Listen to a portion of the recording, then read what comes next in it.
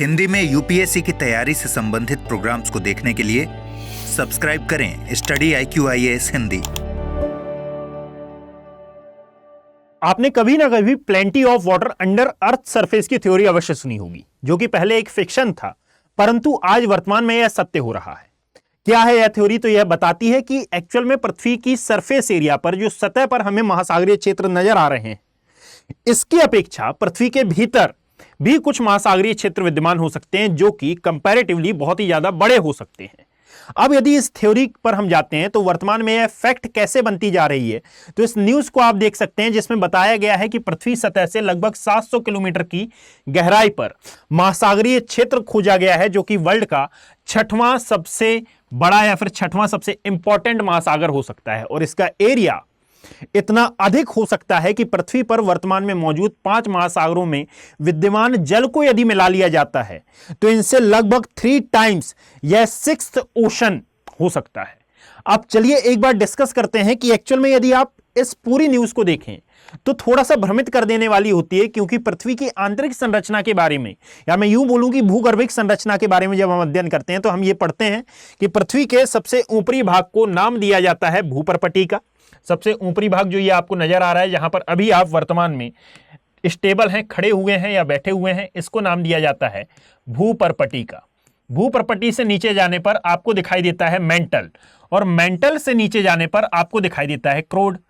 अब जब आप अध्ययन करते हैं तो इनको भी आप दो पार्ट्स में डिवाइड करते हैं, यानी कि भूपर्पटी, जिसको आप ऊपरी भूपर्पटी और निचले भूपर्पटी में डिवाइड करते हैं, मेंटल, ऊपरी मेंटल और निचले मेंटल में इसको डिवाइड किया जाता है। और फिर आता है क्रोड, जिसमें से एक आता है आंतरिक क्रोड और एक आता है बाह्य क्रोड। ठीक है, इसी को कहा जाता है कोर। यहां पर जो आंतरिक कोर है ये कठोर अवस्था में विद्यमान है ना, यानी कि यदि आप देखेंगे तो ये जो येलो कलर का दिख रहा है इसको कठोर अवस्था कहा जाता है, और ये जो बाह्यतम कोर दिख रहा है ऑरेंज कलर का, ये अर्ध तरल अवस्था में माना जाता है। ये सामान्य सी जानकारी है।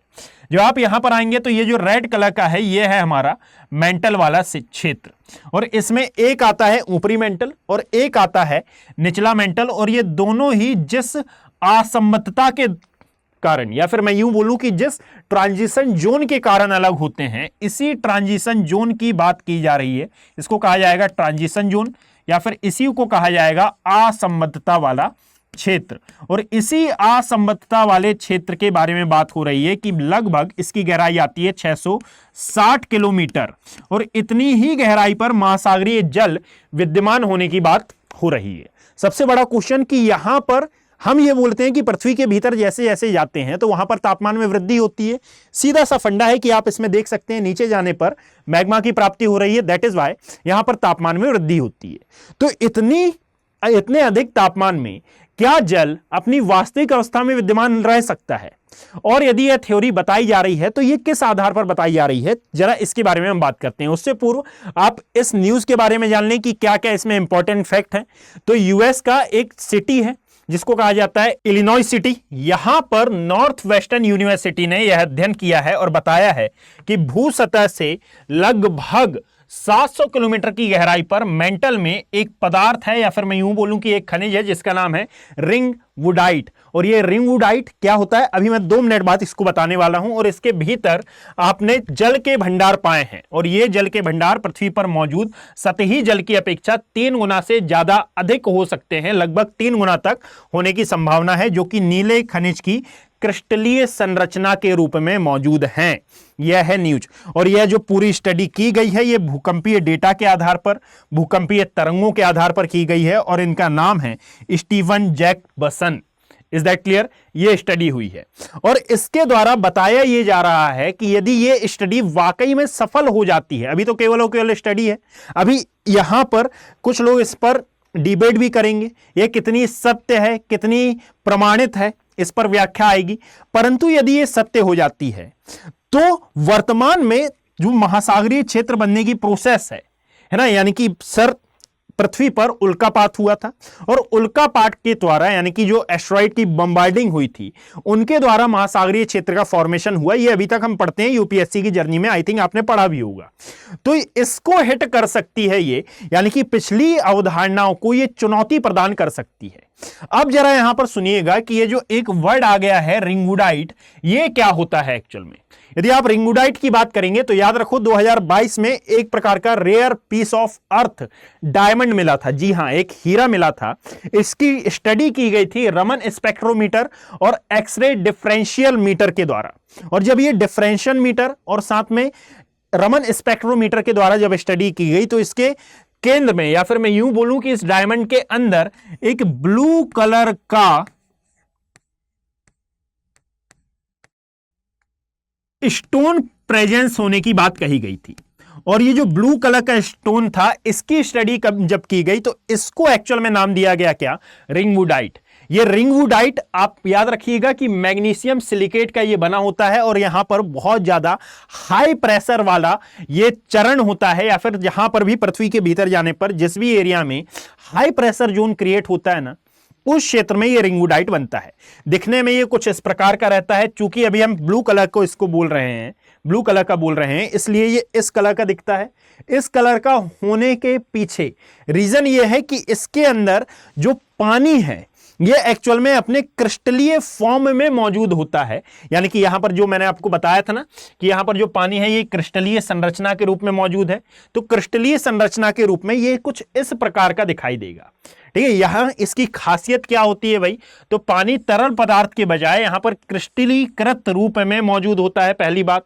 और ये जो रिंगवुडाइट नामक जो खनिज होता है, इसमें आणविक संरचना के भीतर यानी कि इसकी जो अणु संरचना है इसके भीतर जल की प्रेजेंस होती है। और ऐसा ही रिंगवुडाइट पूरी पृथ्वी पर यह जो अपर मेंटल और लोअर मेंटल यानी कि जो ऊपरी मेंटल है और जो निचला मेंटल है, इसका जो असमर्थता वाला क्षेत्र है, जो ट्रांजिशन एरिया है, इसके आसपास पूरे ट्रांजिशन एरिया में यह रिंगवुडाइट फैला हुआ है।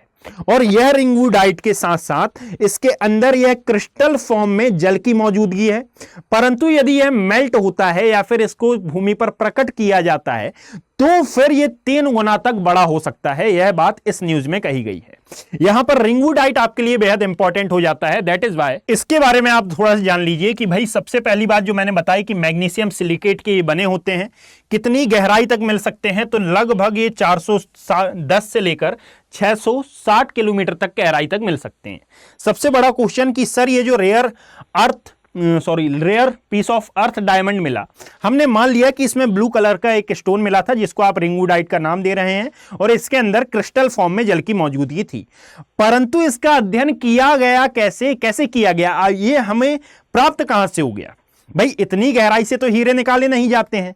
तो इसका सबसे बड़ा उदाहरण कि भाई आप एक काम करिए, प्लेट विवर्तनी की सिद्धांत हमने पढ़ा हुआ है और इस प्लेट विवर्तनी की सिद्धांत के अनुसार हम ये बोलते हैं कि प्लेटों के मूवमेंट के कारण कुछ खनिज ऊपर आ जाते हैं और कुछ खनिज नीचे चले जाते हैं जब भी 2 प्लेटों में सबडक्शन की एक्टिविटी होती है। और ऐसे ही सबडक्शन की एक्टिविटी के कारण हो सकता है कि ये जो rare piece of earth diamond है ये ऊपर की ओर आया हो, और जब ये ऊपर की ओर आया तो फिर ये सतह पर अर्थात क्रस्ट वाले एरिया में हमारे समक्ष प्रकट हुआ हो। और फिर इसी प्रकटता के आधार पर इसका जो सबसे पहले अध्ययन किया गया था, याद रखें कि यह अध्ययन किया गया था टेड रिंगवुड के द्वारा, और इन्हीं के नाम पर यह रखा गया इस रिंगवुडाइट का नाम।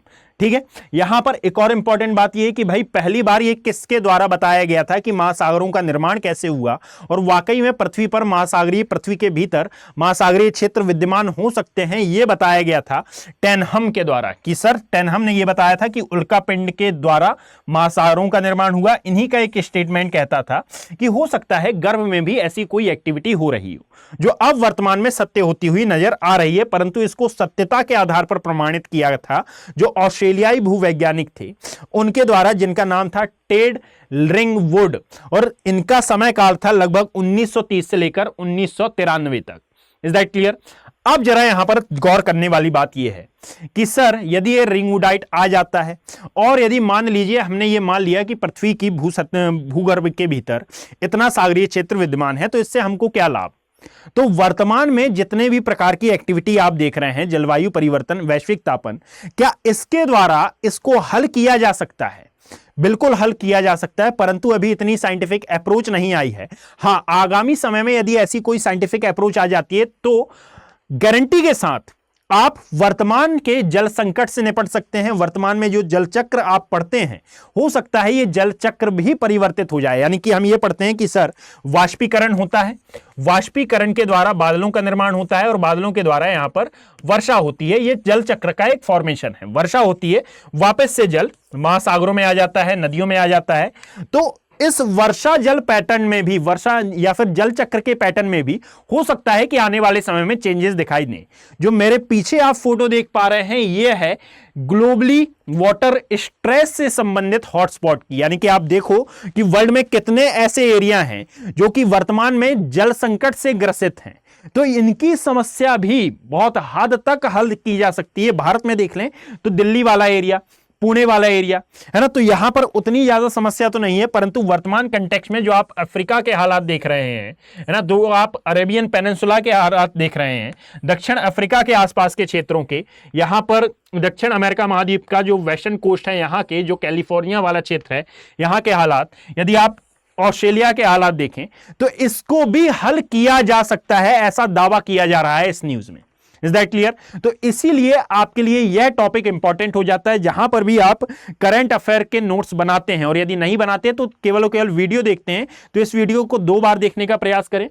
और यदि नोट्स नहीं बनाते हैं आप और आपको यह पीडीएफ चाहिए रहती है, तो आप मेरे channel geography bye Abhishek Kumar Telegram channel पर जाकर इस पीडीएफ को डाउनलोड कर सकते हैं। और यदि आपको लगता है किसी भी विषय पर यहां पर आपको वीडियो चाहिए हो, तो आप मुझे यहां पर कांटेक्ट भी कर सकते हैं। मैं आगामी वीडियो में, या फिर वो यदि वाकई में इंपॉर्टेंट होता है तो मैं उस पर वीडियो बना दिया करूंगा।